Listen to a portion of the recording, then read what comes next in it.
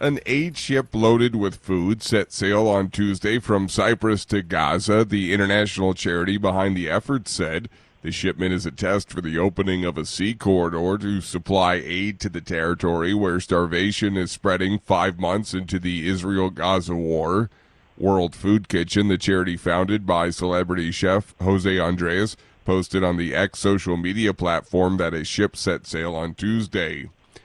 Palestinian officials say one child in Gaza is killed every 15 minutes, but there are still 1 million Palestinian children living who haven't been to school in 5 months, with little hope classes will resume anytime soon. Linda Gradstein reports from Jerusalem. Half of the 2.3 million Palestinians in Gaza are under the age of 18. Palestinian officials say hundreds of thousands of these youth are suffering from the effects of the war and displacement from their homes. They say that schools could supply a routine and normality. But aid groups in Gaza say they are less concerned these days about the education of children than they are about an impending famine. The United States says Israel must do more to allow humanitarian food aid distribution in Gaza and has announced plans to build a floating pier for food deliveries by sea. Linda Gradstein, VOA News, Jerusalem. Ukrainian President Volodymyr Zelensky said on Tuesday more than 30 people were wounded and there are fatalities after a Russian missile slammed into 2 apartment buildings in a central Ukrainian city.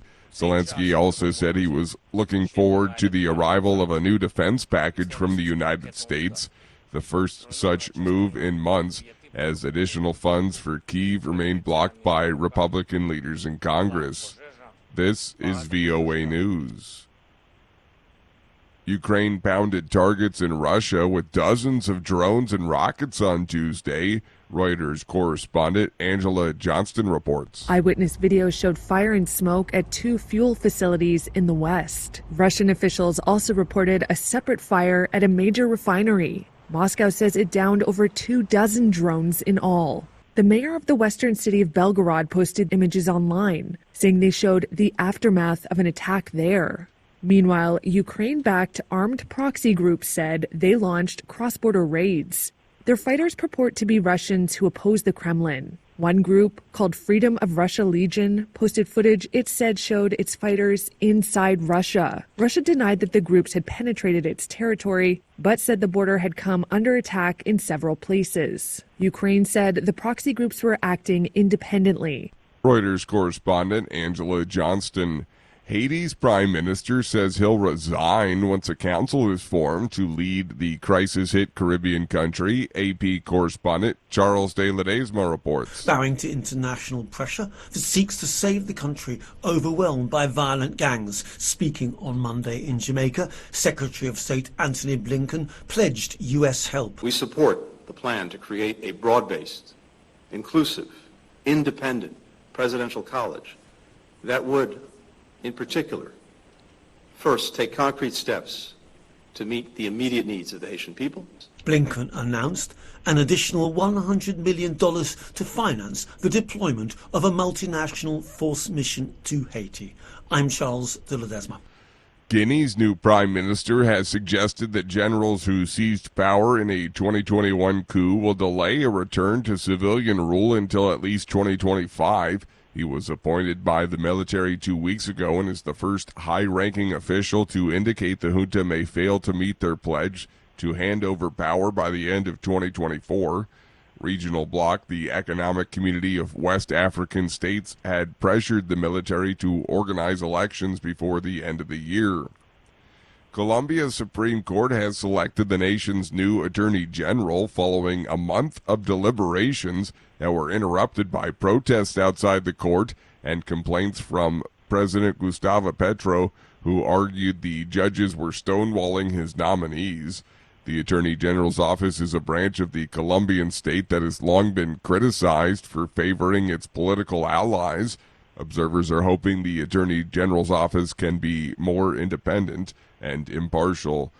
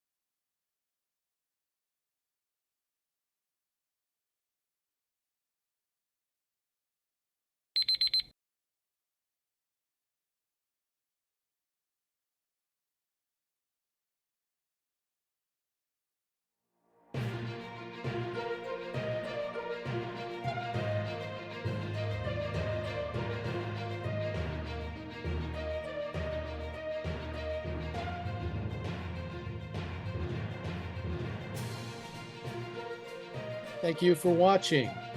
Can you do me a favor? Please leave a comment in the comment section below. That would really help. Thank you, and see you again soon.